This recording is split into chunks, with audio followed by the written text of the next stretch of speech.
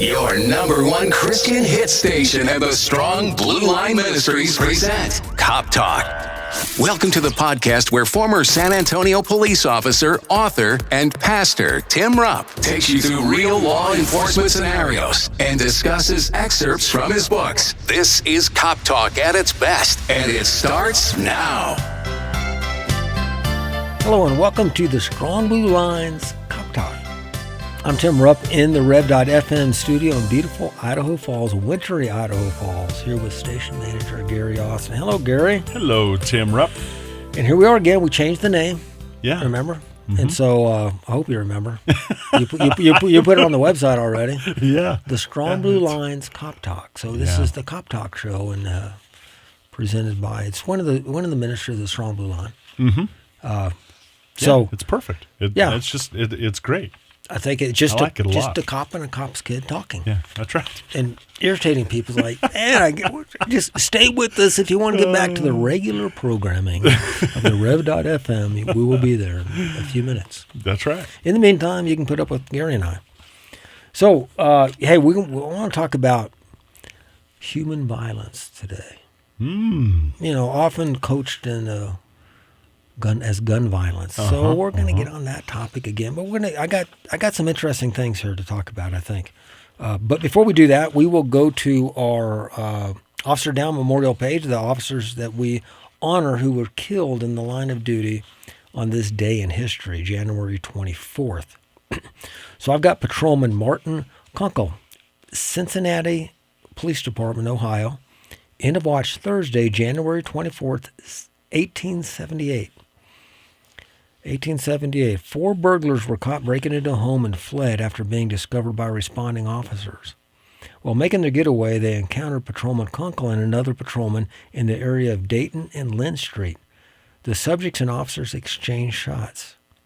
Patrolman Kunkel's revolver misfired and when was unable to be used, but he continued chasing the subjects to 82nd Dayton Street, at which point one of the men shot him in the abdomen.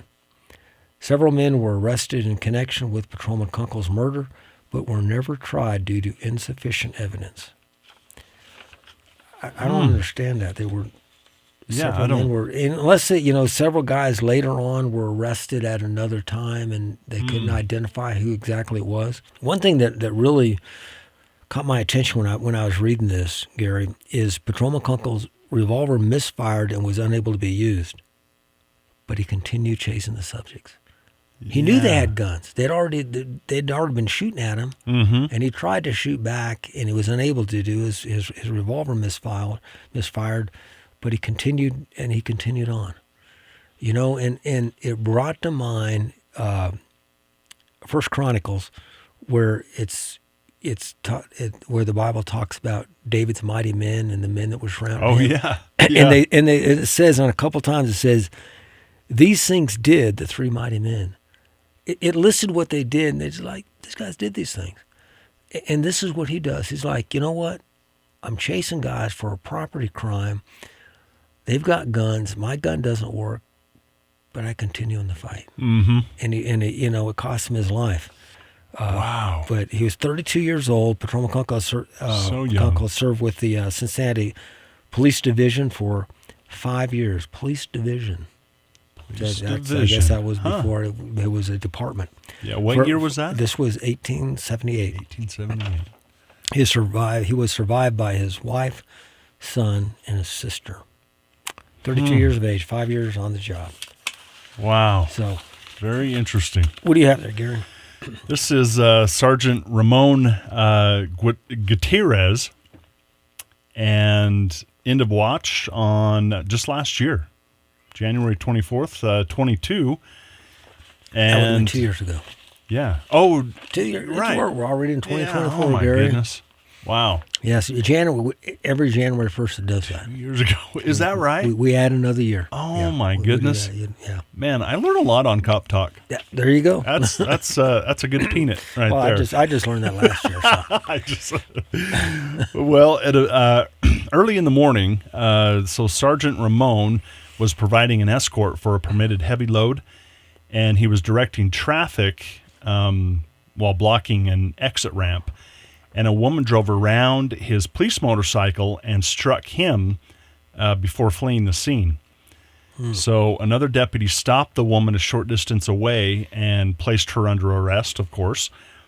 And she was charged with intoxication manslaughter of a police officer, failure to stop and render aid, and evading arrest detention in a motor vehicle. He was flown to a local hospital where he succumbed to his injuries. And he served with the Harris County Sheriff's Office for 20 years. And he was assigned to the Vehicular Crimes Division. So he was 45. 45 years old. So fairly young when he first started. Kind of like you. 25 years old, been on 20 years. Yeah. Yeah, you were 20s. I was 22 when I started. Yeah. Wow. Yeah, that just seems like so long ago. Mm-hmm. I mean, my youngest is 22 now. Wow. Huh. My oldest is 30-something, let's just say. I'll be darned. Wow, that is interesting. That's great. Yeah, that's great. So what he was doing, he's working off-duty job, escorting, with his motorcycle. Oh. So he's working because he's assigned to the vehicular crimes, in other words, auto theft division. Okay. But he was escorting in Texas, if you're required to have a police escort if you have an oversized load, or in some situations, like if you're in the city and you're moving something. So he's moving something at 1 or 2 o'clock in the morning when the traffic's low, and stuff, and they don't want to stop traffic, so they're moving these big cranes or something like that. You ever wonder how you wake up one morning, there's a crane, downtown, like how'd that get overnight? They move it when they're not disrupting everything. Oh. So he was doing that. The problem is only people out that late are drunks on the road. Right. Yep. So, and dogs. Yeah. There you go. Right. Yep. You remember. See, you learn a lot of this. Oh, I do. Hey, I wanted to, before we get going on this, Tim, I want to hear our listeners about some fishing experiences you've had the last couple weeks. So my son-in-law, Dylan, he took me ice fishing for the first time this year. I've been in Idaho now for 16, 17 years. Never been ice fishing. Never had really an urge to go. But never had someone invite me. Yeah. And go, you never been. So you grew up here and never been ice fishing. So I said, okay. So we went out to Henry's Lake and did it. And he showed me how to do it and caught some fish. And then last week or the week before, I guess about 2 or 3 weeks ago, when my grandson was out of school, we took him up and we went to Jackson Lake. Cool. Over in Wyoming. So we went over there. We went out on the lake, and we caught some lake trout up there. Beautiful fish, man. That's exciting. Great tasting. He brought, not only does my grandson guide me to the fish, he fillets them and cooks them.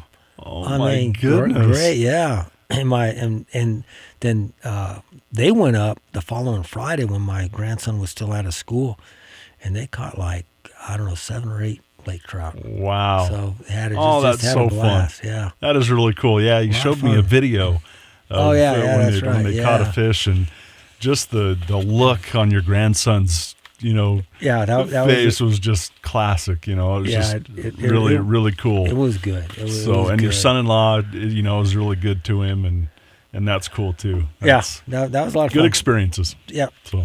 Thanks for asking about that. Yeah. See, there's more to life than being a cop.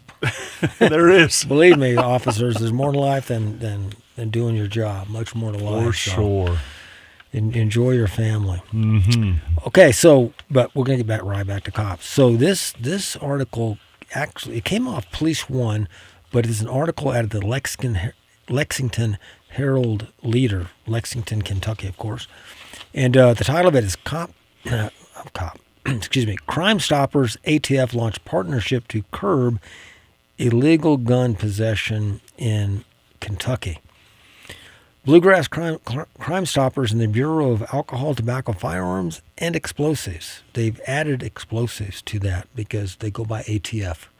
So sure. ATF stands for Alcohol, Tobacco, and Firearms, but they've added explosives. But they still call them ATF. It's a lot easier than saying ATFE. Yeah, right. I agree. So anyways, they announced the unique partnership one that's aimed at taking illegal guns off Lexington Street. So as I read this, I'm very skeptical whenever I read things, especially when you get a private organization getting together with a federal organization and doing. I'll say, okay, so what are they trying to do here? And we've talked on this show before, Gary, and words mean something. You know, how they say things. And there's a lot of very positive stuff that comes out of this article, and I think most of it is positive. But I've just got a couple things that caught my attention. Yeah. I want to point out. It says that they're taking illegal guns off Lexington streets. Okay, so what is an illegal gun? An illegal gun is like a machine gun, a fully automatic machine gun. If you don't have a tax stamp for that, then it's an illegal gun. Okay. But if you have a tax stamp for it, it's not illegal. Okay? So you can legally own a machine gun. You can legally own a short-barreled rifle. A short-barreled rifle is a firearm that's designed to be fired from the shoulder with the barrel under 16 inches. Oh. So if you take your hunting rifle, this probably has a barrel of about 20 inches or so, something like that, maybe 22 inches, some 18 inches. But if you cut that down to 15 inches, you've got an illegal firearm. So that's what an illegal firearm is. Unless you get a tax stamp for it, then it's legal. You can do that. So but they mention that. What's the purpose of that? The purpose of making that like a 15 or okay, cutting that off. So what would be the purpose of doing that? Yeah. Well, if you want accuracy, that wouldn't be a good purpose at all because it's going to lower your accuracy. Exactly. You know that. But the purpose is to have a rifle that you can hide easily. Oh. So or you can carry on your body. So if you go out and you get a rifle and you cut it down to 15 inches and you put a pistol grip on it, that's an illegal rifle. Yeah. It's called a short-barreled rifle. Now, if it's designed to be fired with one hand like a pistol, or if it has a pistol stock on it, that, and that was a big controversy. It's legal. It's called a pistol. I've got a couple guns that you would think that looks like an AR-15 rifle. It's not. It's an AR-15 pistol. But if you didn't know any better, you'd say, it looks an awful lot like a rifle. And if I showed, it's like, what's the difference? Well, it's because it's designed to be fired with one hand, like a handgun. So okay. Anyways, they're talking here about illegal guns off Lexington, and I don't think they're talking about illegal guns. But anyways, let's go on. The partnership is the first between Crime Stoppers. Now, I looked up Crime Stoppers because I was wondering how Crime Stoppers was funded. Crime Stoppers USA is a 501c3 nonprofit. Okay. And so all the money that goes to Crime Stoppers that they pay out, people are familiar with Crime Stoppers.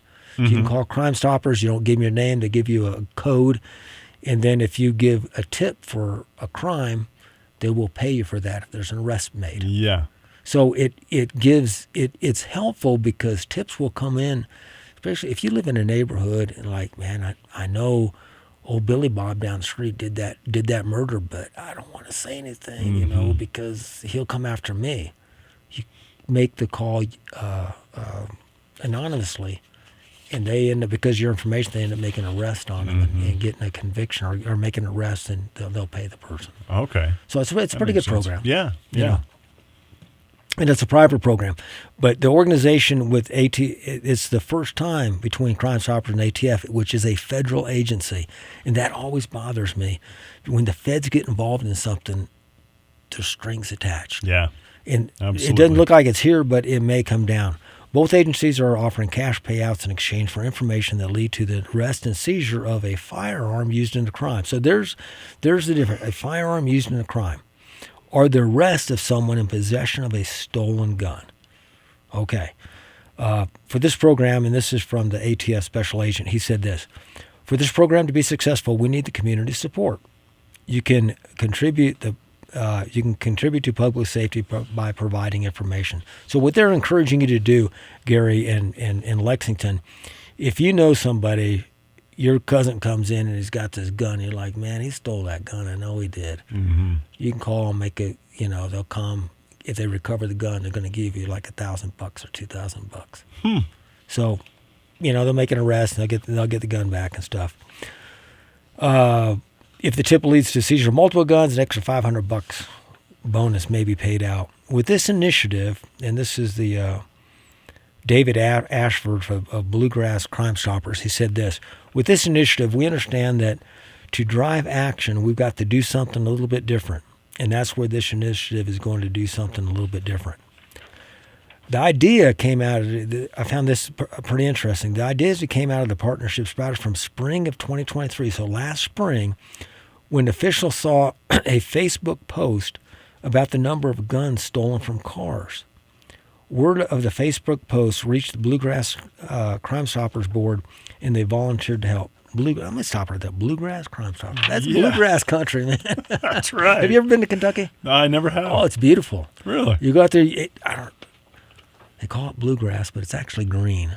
I'm just letting you know. Okay. Just don't go out there looking for bluegrass. It's actually you spoiled green. it for me. I was going to. But it's beautiful, man. They've got these horse farms. You know, it's like a horse farm. They growing horses. They plant them and grow them. And they're ranches. They call them farms because they're raising quarter horses to race and stuff. Ooh. Beautiful, beautiful area. That's really cool. I've been to Lexington. I like that. It's pretty cool. Mara also volunteered to help. So what they did is they found a, let's see, what do I want to read at? Tips can help provide crucial information that will help solve crime and prevent them from occurring. Lexington Police Chief Lawrence Weathers said, I encourage everyone to give the information below. Okay, this is the important part. Down there at the bottom of page 1, Gary, it says, in 2023, there were 475 reports of gun thefts. Okay, Lexington's not a real big city, right? You know, but almost 500 gun thefts. According to Weathers, over 86% were thefts out of vehicles. Wow. What's that tell you, Gary? Don't leave your gun in a car. Yeah. Don't leave your gun in a car. You know, and the funny thing is, Gary, I know a lot of the car thefts around here in Idaho Falls, people leave their cars unlocked. I know it. And the criminals, they'll just go through the parking lot at the mall and just start trying cars. Mm-hmm. Find an open one, they'll go in the glove box, pull the gun out, and go. Yeah. You know, it's just lock your car, but don't leave your gun in your car. No. I mean, if you got a gun, keep it on your person. Mm-hmm. Don't leave it in your car. You're asking for somebody to steal it. It's not so much the stealing of it, but what's going to happen. You know, you get some 13-year-old kid takes a gun out of your car, yep, and then accidentally shoots himself or thinks it's a play, or somebody gets hurt, somebody gets killed. Yep. Mara said that these crimes directly contribute toward gun violence, and that's where I stopped at. And I crossed it out. I put human violence. Guns are not violent. Mm-hmm. Guns don't commit violence. Humans do. Exactly. They, you know, when somebody is in a car and they're we talked about the officer at the top of the show. Mm-hmm. The officer was killed by somebody drunk driving a car. They didn't say that was car violence. Right. A person was responsible for that. Mm-hmm. She drank, she got drunk, she got in the car and drove. That was her doing that. The car didn't do that. Right. The car was used, but the car didn't do that. Guns don't commit violent acts. No. People do. Mm-hmm. And it says here, something simple as removing a gun from your vehicle and locking it away, something as simple as that can save somebody's life, which is true. You know, just don't keep your guns with you. Yep. Or keep them secured at home in a secure place. Exactly. Let's see. The Bluegrass Crime Stoppers tips help stale cases. In the last 3 years, tips to Bluegrass Crime Stoppers have contributed to over 189 arrests. So that's good. That's pretty good. Yeah. 18 of which were homicides. So I thought that was quite a bit, because we read down later. 18 in the last.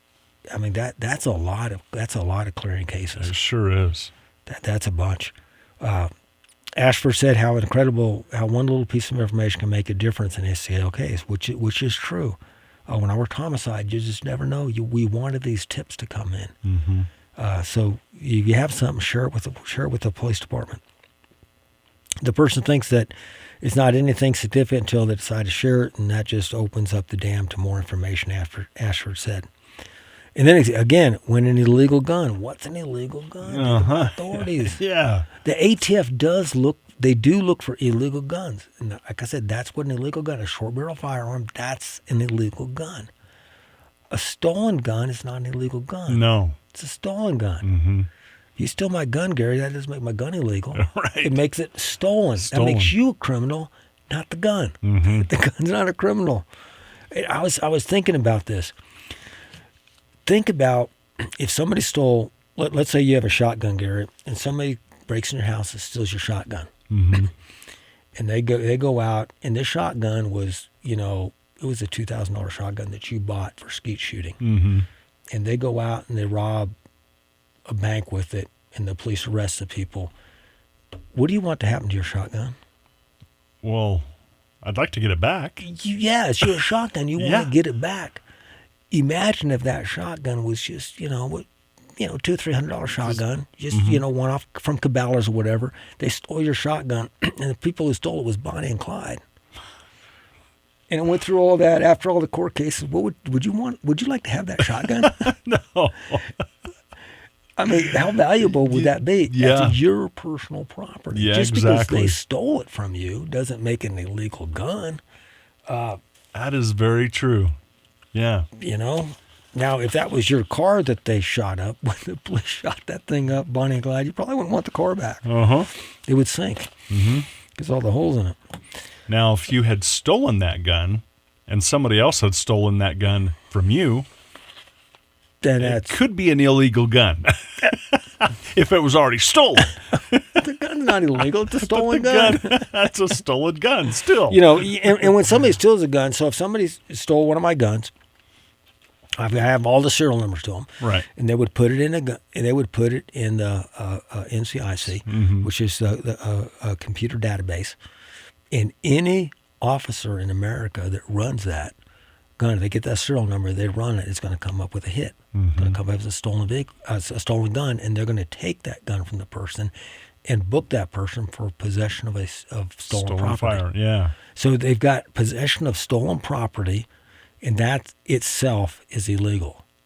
I mean, it's a crime. Yeah. Now, it could be, Gary, that if you bought a gun from somebody, you didn't know it was stolen, and you just, hey, yeah, okay, cool, you buy it. As long as you don't know it's stolen, that's not illegal. That's not on your part. But now you're in possession of a stolen gun. That it's a crime. And you could be arrested for it and go to jail. Yeah. You'd have to go to court and say, look, man, this is where I bought it from. I bought it from Tim Rupp over there. And he sold it to me, and then it goes on and things like that.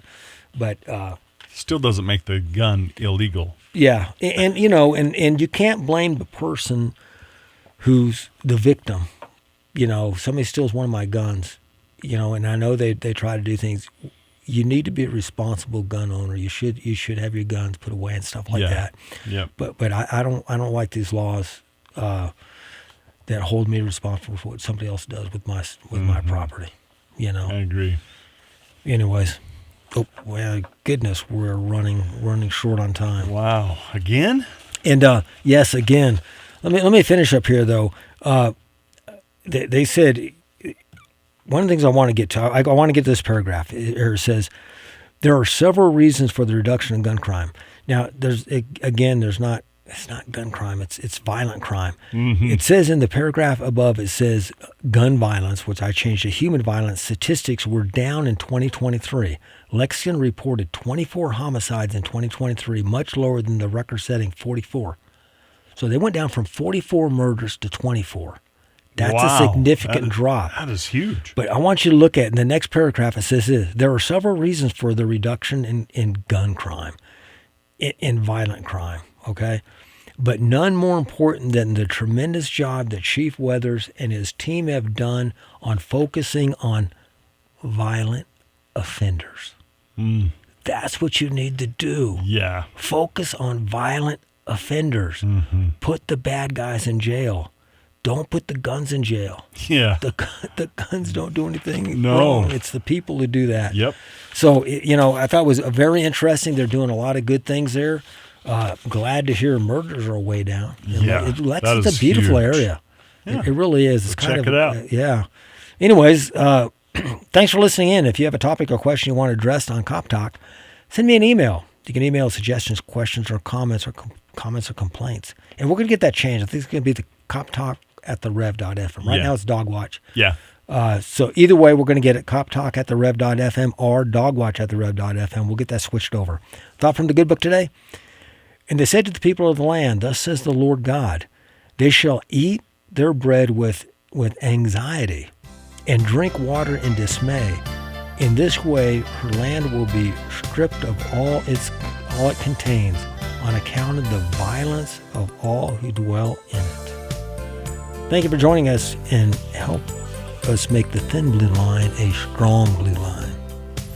Cop Talk is brought to you by the Strong Blue Line Ministries. Visit thestrongblueline.org to learn how you can support them and this podcast. Questions and comments are always welcome by email to coptalk@therev.fm. Follow, listen, and leave a review of the podcast on Spotify, Apple Podcasts, Amazon Music, or Google Podcasts. Cop Talk is produced and edited by Gary Austin and a Rev FM production. Thank you for joining us on Cop Talk.